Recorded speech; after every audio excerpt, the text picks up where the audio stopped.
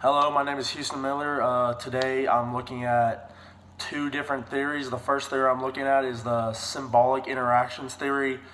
I really enjoy that one primarily because it kind of established who we are today as people and humans and how we interact with everybody. So whenever you look at the symbols that we present whenever we're talking to each other and or the words that we use in different cultures mean certain things. So, and the different gestures we use in different cultures mean certain things. So, it depends on how everyone perceives those and how well you can work with someone else.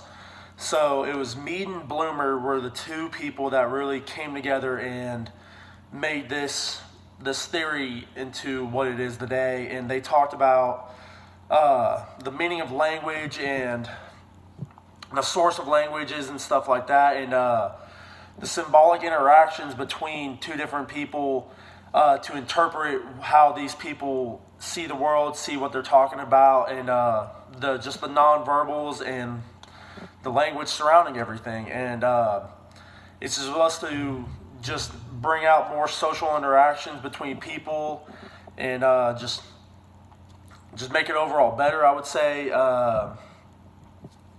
But one of the things is they're talking about the biggest thing that caught my eye was the looking glass self. The way I interpret it is that however I act and however I perform a certain action or say a certain thing or present myself, others are going to see it. And as soon as others start seeing it, they're going to develop in their heads what they think of me. And they're going to think this is who this person is. And then everyone's going to start hearing it as soon as word spreads, so on and so on. That will become who I am. And when I start hearing things as, oh, he thinks he's smarter than everybody, or he thinks he's this or that, that's who I'm going to become. So when I start to become that, that's the self-identity I take on for myself. That's who I become. And so society will consistently shape me as an individual, and it will make my choices for me, as what Mead said. And it will generalize other parts about me, and I will no longer be I in society as an individual. So Stryker looked at it, and he said it's flawed.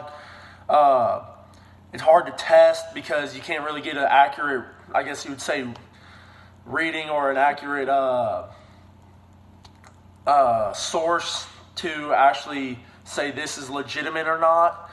But it's a very objective theory, so it requires some work, and it's going to require some work on multiple different levels. But it's very eye-opening to me in the way that I see it happen in my real everyday life. I move on to chapter 7.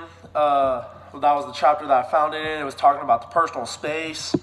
And one of the things it was saying is like every person on this world has this little bubble, I guess you could call, that's around them, and it says this is me. This is my space, essentially. I mean, personal space, but it's the volume that defines them in their distance. So depending on your culture and your norms, you'll have different preferences of how close you like someone to get to you, how you feel about someone doing this or that, and avoiding it to prevent interaction or to promote more privacy. Edward Hall said that the interpretation is depending on your awareness and other people's awareness. So for instance, one of the studies of how the people's space was done in America, the intimate distance was 0 to 18 inches, all the way up to like public distance was 12 feet and more.